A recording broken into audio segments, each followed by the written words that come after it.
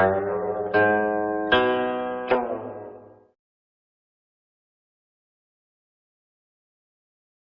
right, close your eyes and imagine yourself in the warm earth of the Mexican Valley. You can hear the rustling of the wind, and your heart starts racing as the sound of drums echoes through the night. The moonlight reflects off the massive pyramid stone walls, almost as if it's trying to reveal the secrets carved into every stone. Welcome to the heart of the Aztec world, filled with blood, faith, and the echoes of lost cities. The Aztecs, my friend, were no ordinary people.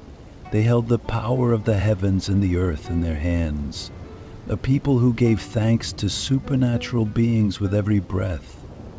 On their path, every stone was a memory and every ritual told a story. Gods drinking from magical rivers, blood watering dry lands, and prayers rising into the sky with smoke. Everything here was tightly connected. Life and death, faith and fear, intertwined. In the land of legends, our journey is just beginning. I'll tell you how this ancient empire was protected by gods, why its secret-filled lost cities were buried in silence throughout history, and what its people were willing to risk. Are you ready to dive into the legends of the Aztec Empire? Because this isn't just a story written with blood and face. All right, let's dive right in and explore the origins of the Aztecs, their long and legendary journey. Centuries ago in the mysterious lands of the north, the story of the Aztecs begins in a place called Aztlan. According to legend, the people living in Aztlan were waiting for a sign, something that would guide them, a sign from the gods that would lead them to a new home. One day, this sign came in the form of a prophecy whispered by the great god Quetzalcoatl on the wind. And so the Aztecs set off on a journey that would be both challenging and epic, lasting for centuries. This migration, my friends, wasn't just about moving from one place to another. With each step, they prayed. With every rest, they made offerings. They showed respect to the gods of the lands they passed through. Over the years, they moved forward with determination, sometimes fighting, and other times making allies with the tribes they encountered along the way. The Aztecs believed that their fate was always in the hands of the gods, so everything they did, every decision, every ceremony, was like a sacred gift. It was with this sacred gift in hand that they finally reached the Valley of Mexico, the place where they would lay the foundation for what we now know as Tenochtitlan, their extraordinary city. The place the god Huitzilopochtli pointed to was in the middle of a lake, on top of a massive rocky island. This sign would fulfill a sacred prophecy. When the Aztecs saw the eagle holding the serpent in its beak, they knew that with the god's blessing, they would build their home right there. And so, one day, that sign came from the sky. The Aztecs began laying the foundations for Tenochtitlan. This new home wasn't just made of stone. It was built with sweat, blood, and faith to win the gods' favor. The Aztecs' migration from Aztlan had brought them to the heart of their empire, to that sacred spot in the middle of the Valley of Mexico. There, The city that rose from the middle of the water shone as both a paradise and the place where their long journey had come to an end. They had finally found their home. But this new life would come with many challenges. Now, let's move on from this epic beginning and explore the rise of Tenochtitlan and how the Aztecs built an empire. The founding of Tenochtitlan. Just talking about it gets me excited because it wasn't just the construction of a city, it was the rise of faith, intelligence, and willpower from the earth itself. Imagine this: a city built on swampy land, surrounded by lakes. Yet, it wasn't just any city. It was the heart and pride of the Aztec Empire. At first glance, building the capital of a civilization on a swampy piece of land might seem crazy, right? But for the Aztecs, this wasn't a challenge, but rather a sacred test. Shaping this land, given to them by the gods, was, in a way, creating a reflection of their beliefs and destiny. As Aztec engineers built more and more complex structures each day, Tenochtitlan began to rise majestically from the swamp. First, they strengthened the island by digging into the ground and filling the lake bed with layers of mud and stone. This created a solid foundation for the city. Then, the famous Chinampas floating gardens emerged, showcasing the Aztecs' genius. These gardens were earth mounds supported by stakes and plants, creating fertile agricultural land right on top of the water. Oh, my friends, these gardens didn't just feed the people, they also contributed to the eternal beauty of Tenochtitlan. Corn, squash, beans grew between the gardens. It was like a piece of paradise. The city's structure itself was another engineering marvel. With its roads, canals, and bridges, the city was so vast and well organized that those who saw it couldn't believe their eyes. Tenochtitlan, rising in the middle of the water, was connected to the outside world by bridges. These roads not only allowed the people to move freely, but they also maintained the city's connection with the outside world. 4 main roads led to the center of the city, to the Great Temple. This temple was a masterpiece of both engineering and sacredness, because it symbolized the bond the Aztecs had with their gods. With steps that reached to the sky, each one filled with prayers and offerings, this temple reflected the soul of the Aztec people. And of course, the waterways.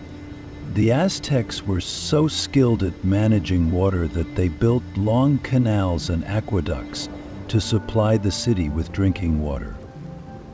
And these waterways were like the veins of Tenochtitlan.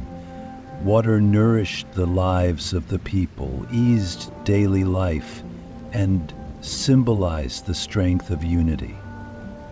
Building such a city wasn't just a feat of engineering. It was made possible through the Aztecs' determination, will, and their unwavering faith in the gods. And so, Tenochtitlan rose, both a sacred center and the pride of the Aztec Empire. But in this magnificent city, a life filled with secrets, blood, and worship was just beginning. So, what came next, you ask? Let's take a step into Tenochtitlan's religious center, into the world of Aztec rituals. The Aztec society, my dear friends, was organized in such a way that every individual, every community had a place and a role in this vast puzzle. From birth to death, their paths were shaped by a strict class system that determined their place, duties, and fate in society. It was within this social order that the power of the Aztec Empire truly revealed itself. Ah, yes. The Aztec society was strong, orderly, and highly hierarchical. Yet, all these classes, much like the four main roads of Tenochtitlan, would eventually converge and meet at the heart of the empire, in the sacred shadow of the great temple dedicated to Huitzilopochtli, the god of war.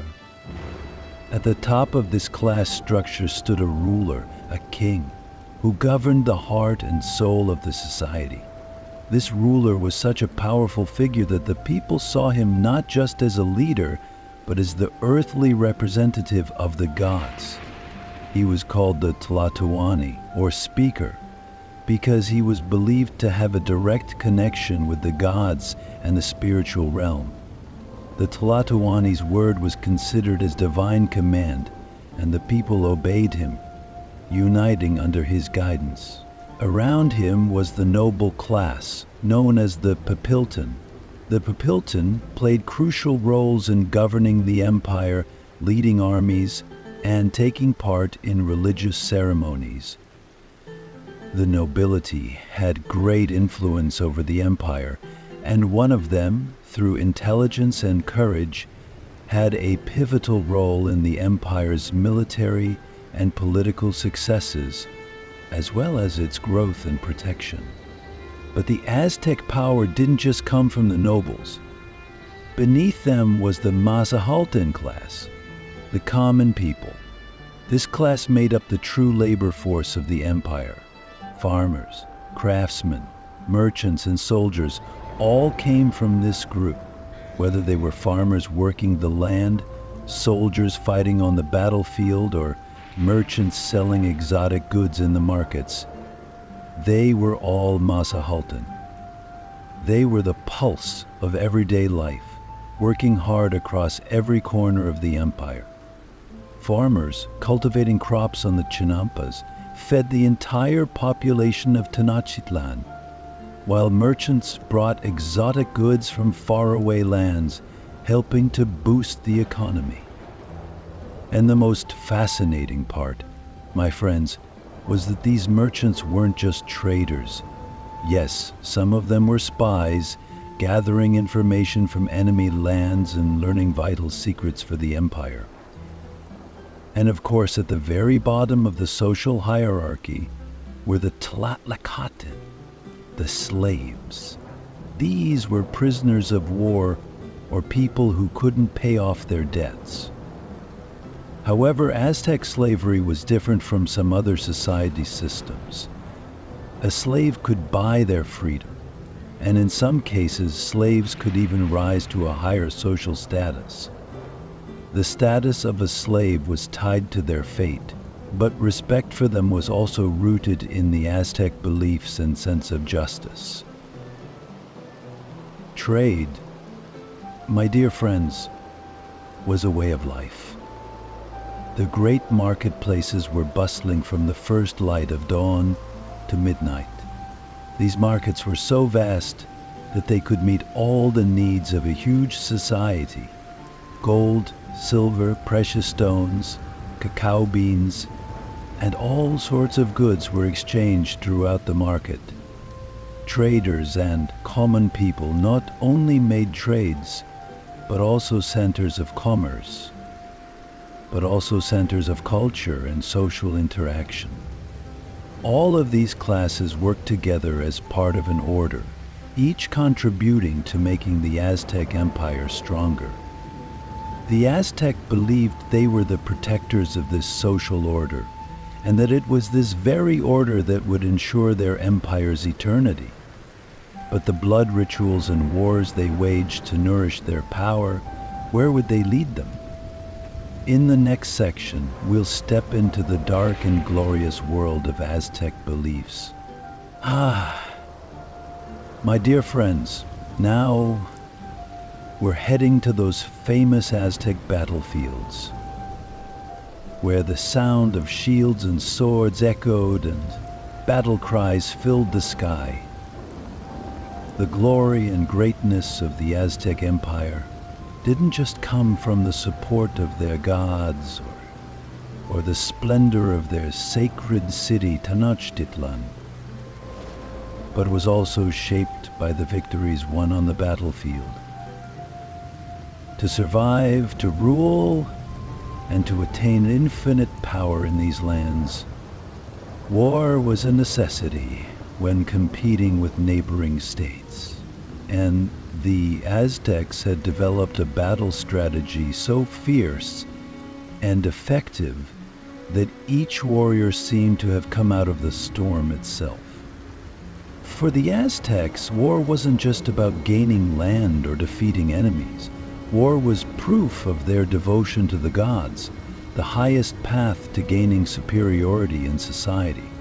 Aztec warriors were trained from childhood to be brave and self-sacrificing, growing up as soldiers dedicated to the gods. The warrior class was at the top of society, and a warrior's rank wasn't just determined by the bravery shown on the battlefield, but also by the number of enemy soldiers they captured. Each warrior would bring their prisoners to Tenochtitlan, where they were sacrificed to the gods. That's why, my friends, the Aztecs fought not only for victory, but also for the sacrifices they could offer to the gods. But, my friends, the Aztecs had their own unique methods on the battlefield. They were equipped with immense courage and terrifying tactics to defeat their enemies. The Aztec army, sneaking deep into enemy territory, would organize everything with a precise plan, aiming to establish psychological superiority before they even surrounded the enemy.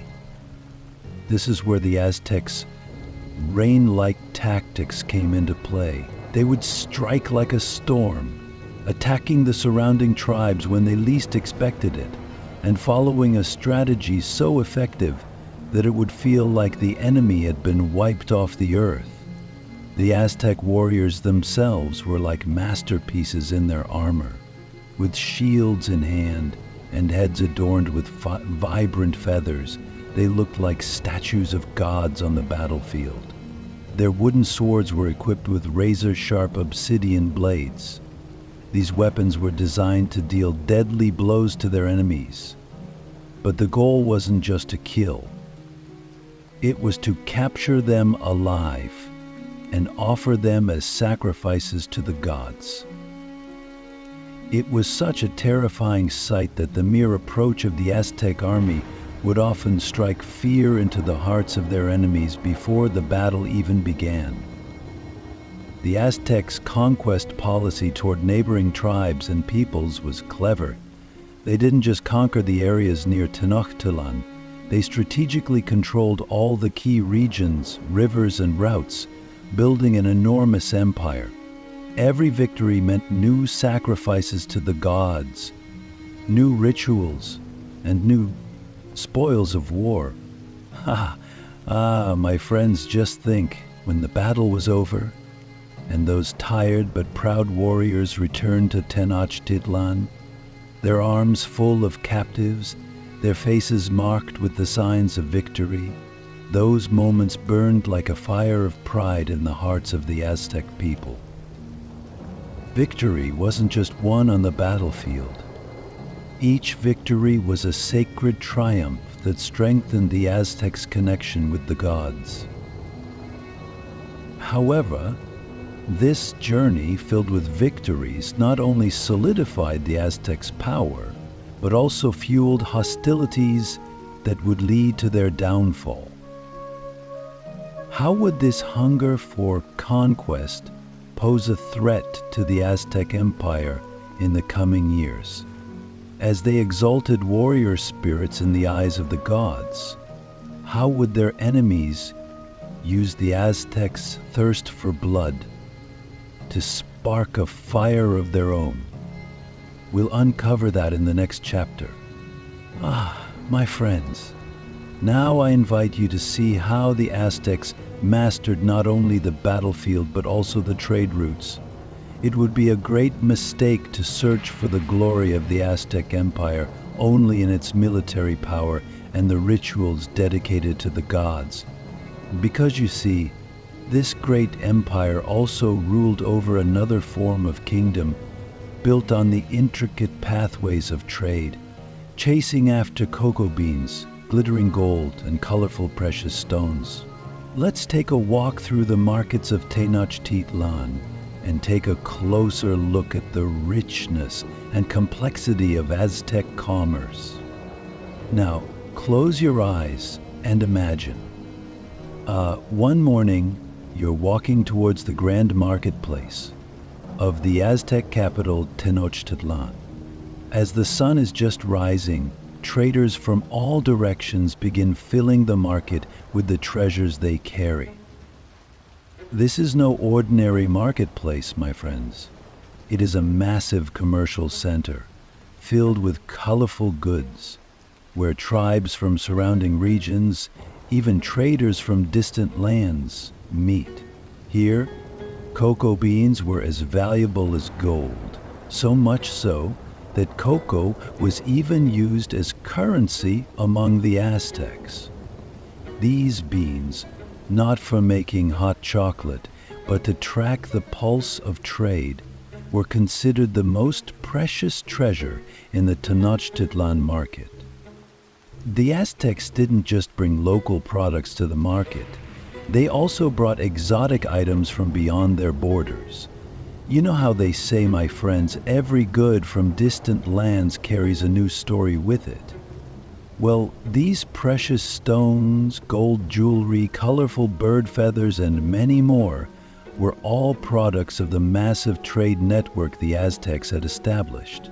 The Aztec trade network stretched beyond the empire's borders, deepening their connections with smaller kingdoms and even distant traders. A trade route wasn't just a way to exchange goods, it was also a route for cultural interaction. While the Aztec markets offered a chance to learn about the traditions and lifestyles of foreign peoples, they also showcased the grandeur and wealth of Aztec culture. One of the most important elements of this trade network was the Aztecs' special merchant class, known as the Pochteca. My friends, these Pochteca were no ordinary traders.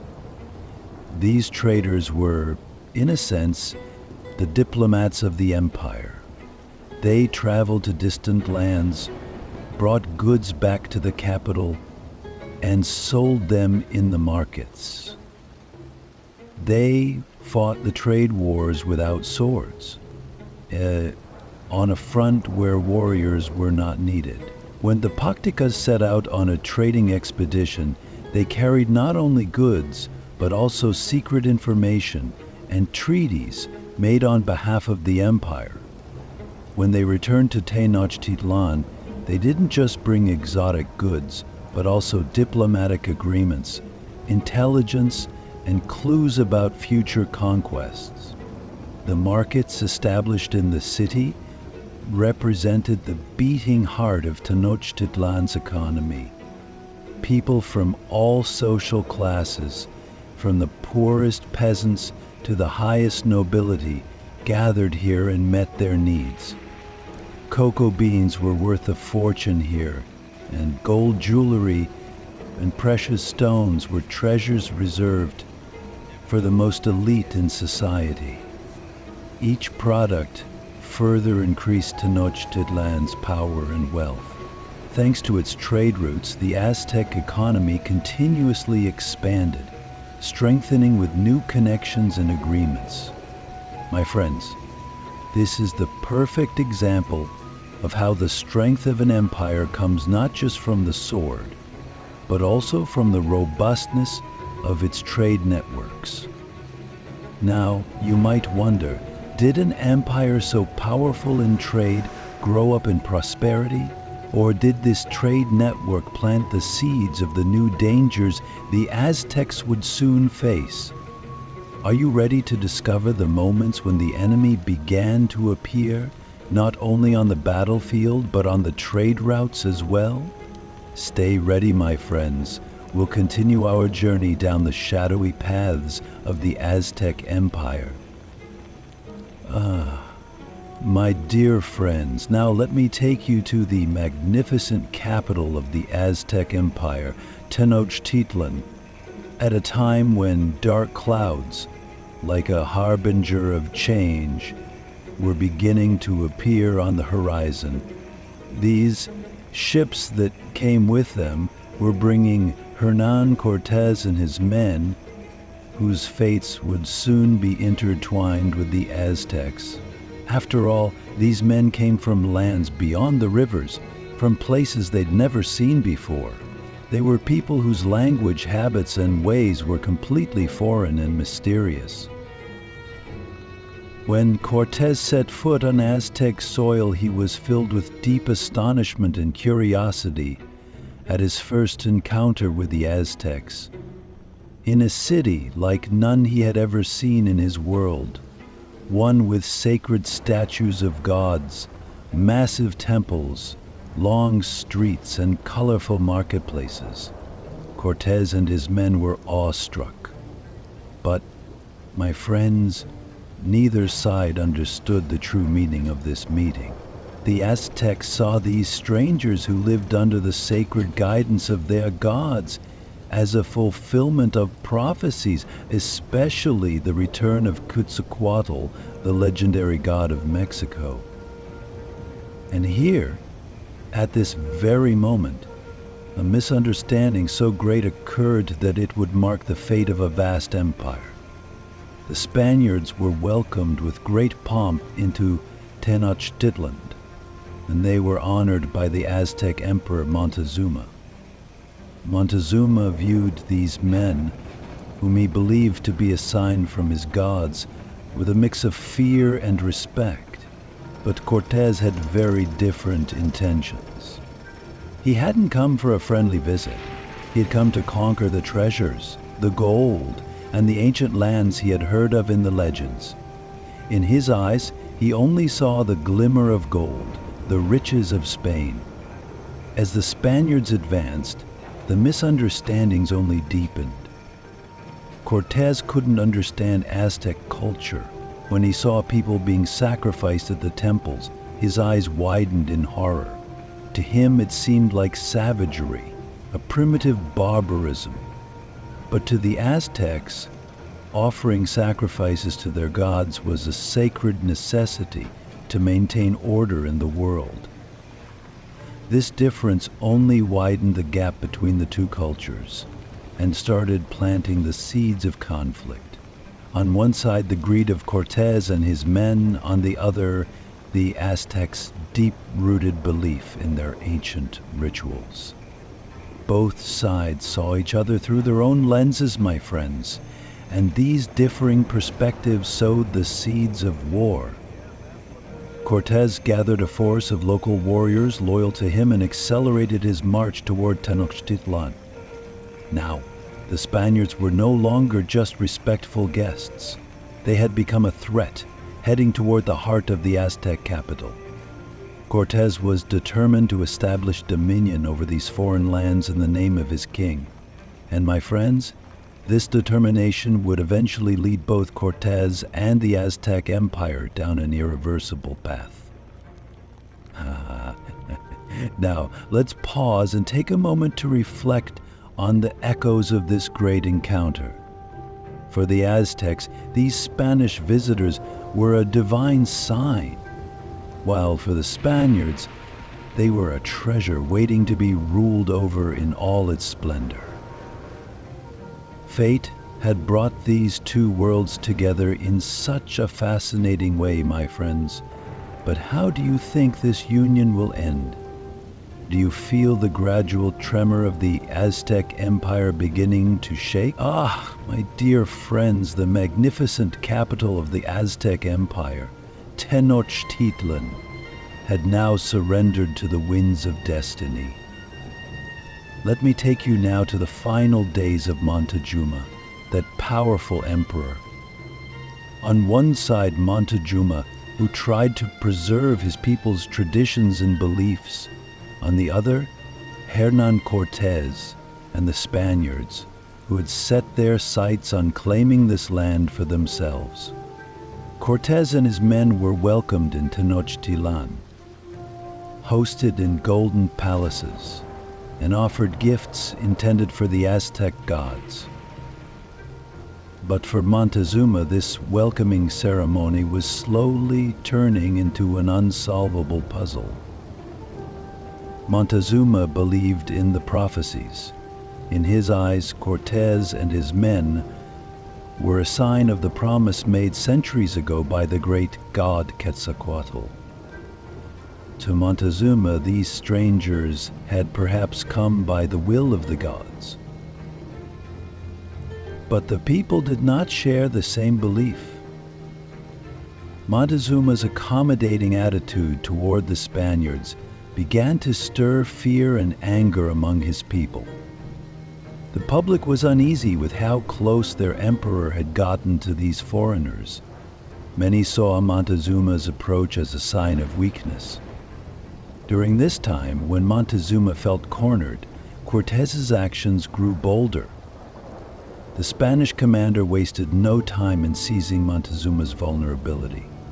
He took residence in the palace, practically placing the city under surveillance. Meanwhile, Montezuma struggled to keep his people united, but the growing pressure from the Spaniards was disturbing the peace of the palace, threatening the foundations of the empire. Cortés skillfully carried out every move that would tarnish Montezuma's reputation in the eyes of his people. He even went so far as to enter the sacred Aztec temples and disrespect the gods. The empire was now divided. On one side, the loyal people still believed in Montezuma, and on the other, there were those who wanted to rise against the foreigners. Ah, my friends, how heavy was this dilemma for Montezuma? On one hand, the prophecies and signs from the gods, and on the other, the danger of losing the trust of his people. With every moment, every breath, the tension within the palace grew, draining Montezuma of his power. The emperor, once a towering leader standing strong like a mountain before his people, was now clinging to his deepest beliefs. But Cortés's schemes, the endless greed of the Spaniards, and the foreign hands spreading across Aztec lands cast a dark shadow over him. And finally, the turning point of destiny arrived. Montezuma stepped out onto the palace balcony to calm his people, stating that he did not want to fight the Spanish invaders, that he wished for the encounter to end in peace. But my friends, the anger of the people had grown so intense that they could no longer bear even the sound of Montezuma's voice. The legendary emperor, under a storm of angry stones from his own people, realized that his reign was slipping away.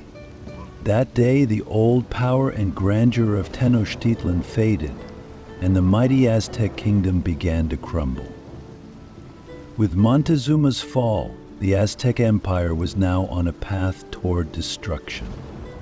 Cortés had conquered Tenochtitlan, but he would leave behind the ruins of a culture, the annihilation of a people. Ah, those stone walls, the thunderous voices of the people, all now heard Montezuma's silent screams. My dear friends, the final days of the Aztec Empire had now arrived. As we watched helplessly the dissolution of both a leader and a people, we find ourselves amidst this cruel change. And sadly, with the fall of this great civilization, the final curtain of an era has come down. My dear friends, let's turn our eyes now to the final, glorious, and equally tragic days of Tenochtitlan. That magnificent city, the heart of the Aztecs, was a reflection of the gods on earth, and now it was waiting helplessly beneath the sky. After Montezuma, those who took on leadership tried to keep the people together and fend off the enemy. But the city seemed trapped in its snare. The Spaniards and their native allies had blocked all the roads, completely controlling the entrance and exit of Tenochtitlan. Imagine the effect the siege had on the people.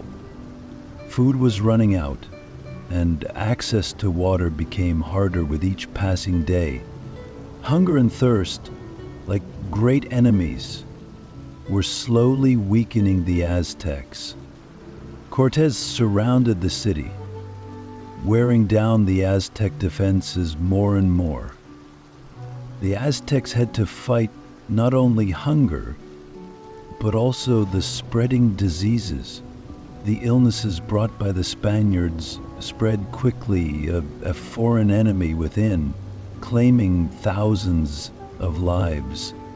In those days, my friends, the silence that echoed through the stone streets of Tenochtitlan was almost like a hum. But the Aztecs didn't give up easily. For them, this land was the inheritance of their ancestors and gods. It wasn't easy to hand over this sacred city they'd protected for centuries to foreign invaders. The siege lasted for months, and with each passing day, the fire in the Aztecs' hearts was replaced by exhaustion. The Spaniards attacked from every corner, poisoning the water, destroying the remaining food, and slowly choking the life out of the city. And that final attack, my friends, Cortés's men and their native allies launched one last push against the walls of Tenochtitlan. The sounds of battle echoed throughout the city, reflecting the Aztecs' final resistance. The streets of Tenochtitlan were filled with the brutal face of war.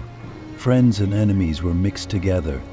Blood and tears flowed across the sacred ground.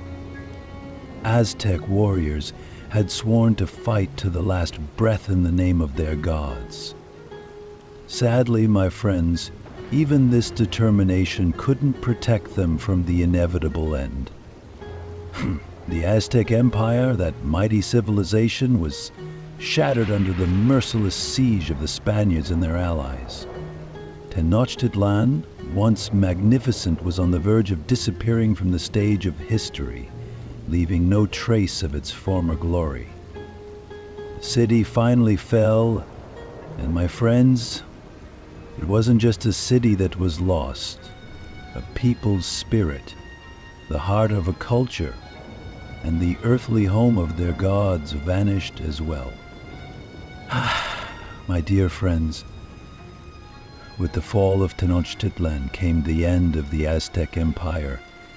This moment is one of the most sorrowful turning points in history, because what remains are not just stone walls, but thousands of souls buried behind those walls, millions of stories, and the cry of a civilization that will never be forgotten. Now, dear friends, we're stepping into the most mysterious, profound, and powerful layer of the Aztec world, the magical realm of gods and beliefs. The role that their belief system played in the lives of the Aztecs was so immense that nearly every breath they took, every step they made, was intertwined with the presence of their gods. For the Aztecs, the gods were not just sacred beings. They were the forces that created, protected, and could just as easily destroy life. They believed the gods lived among humans, guiding them and shaping their fates. In the eyes of the Aztecs, the gods were the supreme forces that governed the universe, nature, and humanity. Each god had its own role, character, and story, and all were of vital importance to Aztec society. At the heart of Aztec beliefs stood Huitzilopochtli, the great god of war and the sun. Huitzilopochtli was the protector of Tenochtitlan and the guide of the Aztec people. He was not only worshipped as a warrior, but also as a savior. The Aztecs believed that their ancestors had traveled from Aztlan to Tenochtitlan under Huitzilopochtli's guidance every year. As the sun rose in the sky each morning, they thought of Huitzilopochtli battling dark forces, and to give him strength, they offered sacrifices. For the Aztecs, Huitzilopochtli's power was essential for the sun to be reborn every day. That's why they made sacrifices, especially from among the warriors, to honor his endless might. During these rituals, prisoners taken in battles were dedicated to the god, and it was believed that these sacrifices contributed to Huitzilopochtli's power and the sun's rebirth each morning. But the depth of the Aztec belief system didn't stop with Huitzilopochtli. In their world, there were other mighty gods, like Quetzalcoatl, the god of wisdom and wind. Quetzalcoatl, the feathered serpent, was a symbol of creativity and knowledge. He had taught humans agriculture, the calendar system, and writing.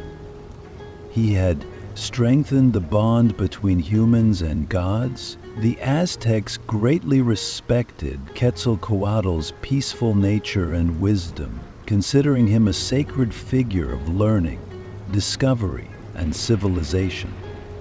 In fact, according to some legends, Quetzalcoatl would one day return to bring peace and prosperity to the Aztec people. That's why there were no sacrifices made in his name. Instead, his wisdom was honored in silence, in harmony with nature. In this way, the Aztecs tried to maintain the balance of the universe by worshiping two great opposing forces: Huitzilopochtli's warrior spirit and Quetzalcoatl's peaceful wisdom. Balancing these two gods was a part of their existence and daily lives. On the other hand, gods that represented various natural forces, like Tlaloc, the rain god, also held significant places in Aztec life. Tlaloc was the god who provided the water needed by their agricultural society. Rituals held in his honor began with water ceremonies in temples throughout Tenochtitlan. The Aztecs prayed to Tlaloc for rain and prosperity, offering child sacrifices to appease his anger and ask for abundant rain. Tlaloc's role in these rituals helped maintain the delicate balance between life and death, continuing the people's hope and struggle for survival. Ah, my friends, the Aztecs' deep devotion to their gods was a guiding force that shaped their lives, their wars, and their peace. However, this devotion and the rituals performed to honor these gods sometimes made their faith a difficult and blood-fueled path. Each god, each worship was a necessity, a responsibility in their lives. And how would this belief eventually alter their fate? In the next section, we'll see how the Aztecs' dedication to their gods impacted the fall of their empire. Ah, my dear friends, as we dive into the world of the Aztecs, one of the most striking rituals we come across, perhaps the most shocking of all, is their blood and sacrifice rituals.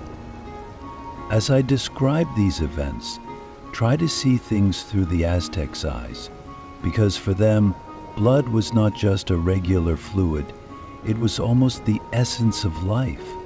Blood was a sacred gift, linking the gods with humans, carrying that delicate bond between life and death.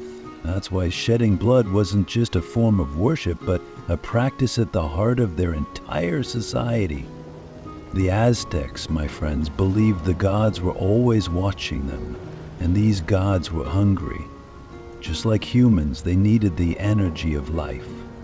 And so, to show their devotion to the sun god, Huitzilopochtli, and nourish his power, they had to offer blood.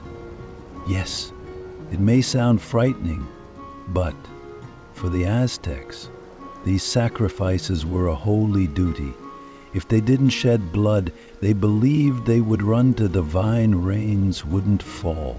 It was as though every sunrise, every drop of dew was the result of these rituals. The most intense sacrifices took place on the grand steps of the Templo Mayor. Before everyone's eyes, priests, holding sharp obsidian knives, would offer sacrifices giving life to the gods through this ritual. The flow of blood was like a river giving life to the earth, and the entire people would witness it with respect, even a sort of awe, because they believed that when blood flowed into the earth, the gods would grow stronger, and the balance of the universe would be maintained. These sacrifices brought the community together, deepening the people's connection with the gods and keeping the immense empire spiritually intact. But shedding blood wasn't just an act dedicated to the gods. It was also a purification ritual in Aztec society. For example, when they captured enemies in battle, they would offer them as sacrifices to the gods, completing this act of purification. The captives in this sacred duty of the society saw themselves as a valuable gift offered to the gods. And believe me, this wasn't about intimidation, but rather about honoring them. Ah, my friends, the sacredness of blood echoed in the ceremonies where the whole community gathered. Brave and fearless warriors would take pride in being chosen as gifts to the gods. Their blood was the bridge that made the sun rise, nourished the earth, and opened the sky to the gods' grace. Imagine this. You are standing there, looking up at the stone steps of the Templo Mayor. The hearts rising in the hands of the priests are offerings to the gods, a gift of the people's spirits. For the Aztecs, these rituals were a part of daily life, and every drop of blood was what kept that sacred cycle going. You see, my friends, these rituals were one of the deepest connections that held the Aztec people together, gave them strength, and linked them to the gods. Without shedding blood, without making sacrifices, neither the sun would rise nor would the rain fall. The gods would not be satisfied, and nature would not come alive. Ah, my friends, while the fall of Tenochtitlan may have marked the end of the glorious days of the Aztec Empire, their legacy continues to burn brightly like a flame that has been passed down for thousands of years.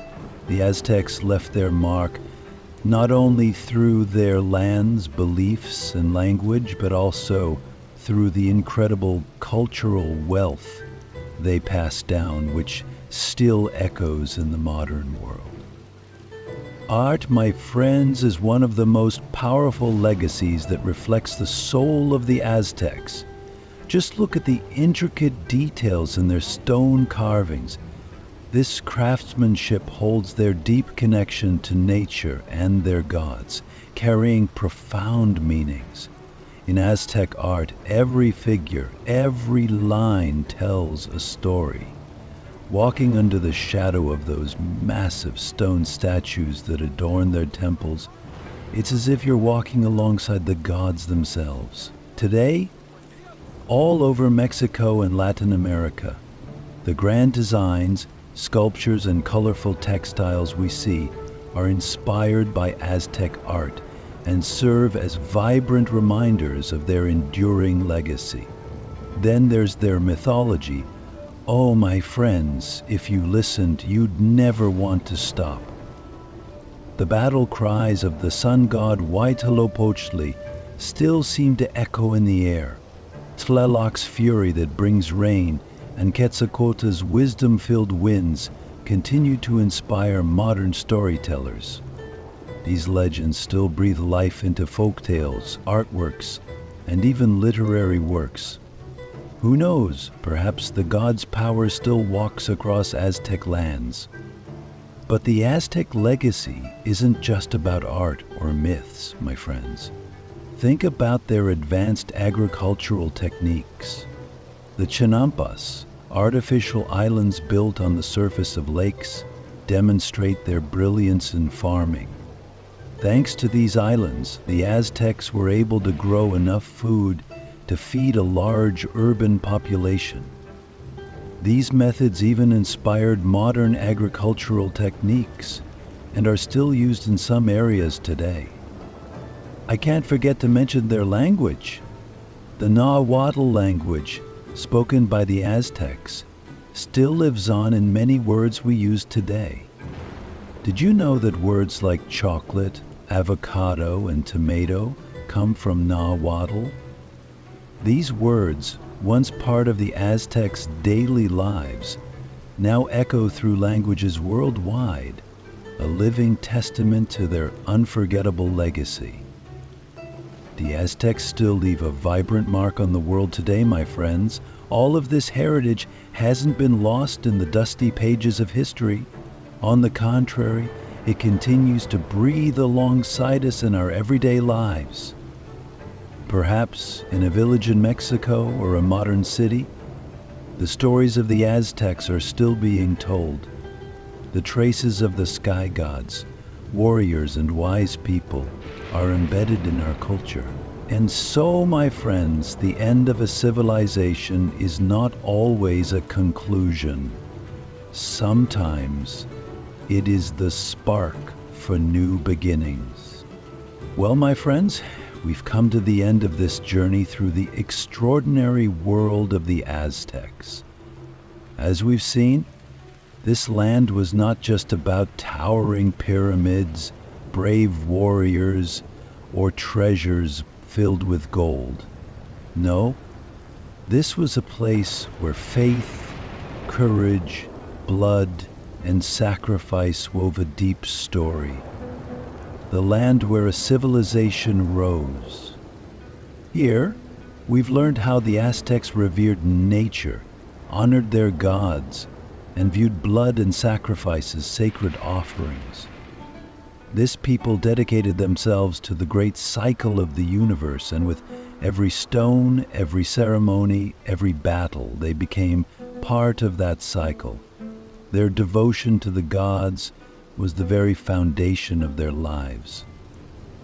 For the Aztecs, the world wasn't just a place for bodies to live. It was a sacred space where souls resided too. Every god, every ceremony, every structure reflected their love and respect for both the heavens and the earth.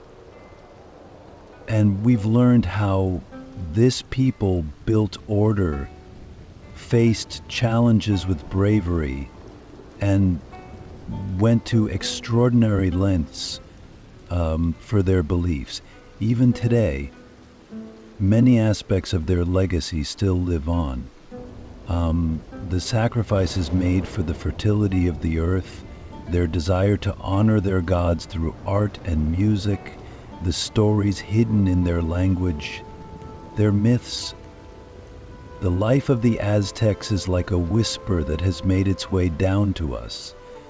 That whisper travels with the wind, mixes with the scent of the earth, and reminds us of how magnificent their story once was.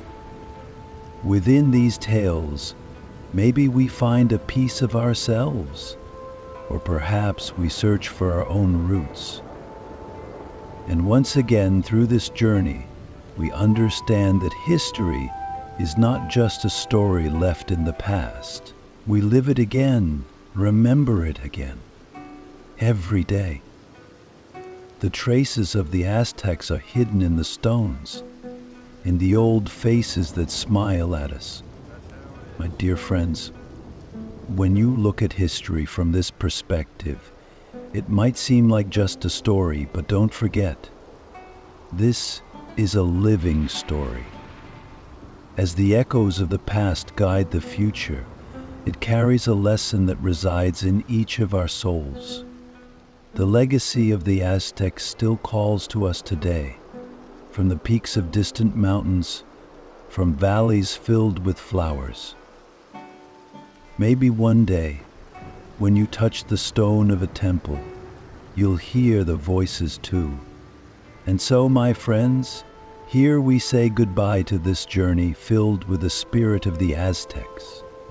I hope you felt their strength, their passion, and their deep devotion to the gods in your heart. Remember, every story leaves an imprint on our souls, transforming us and urging us to seek the deeper meanings of life. The story that flows from the stones will continue to live on with us. Now, until we meet again in the next story, I leave you with these magical memories. May the God's blessing be upon you. May the skies always light your way.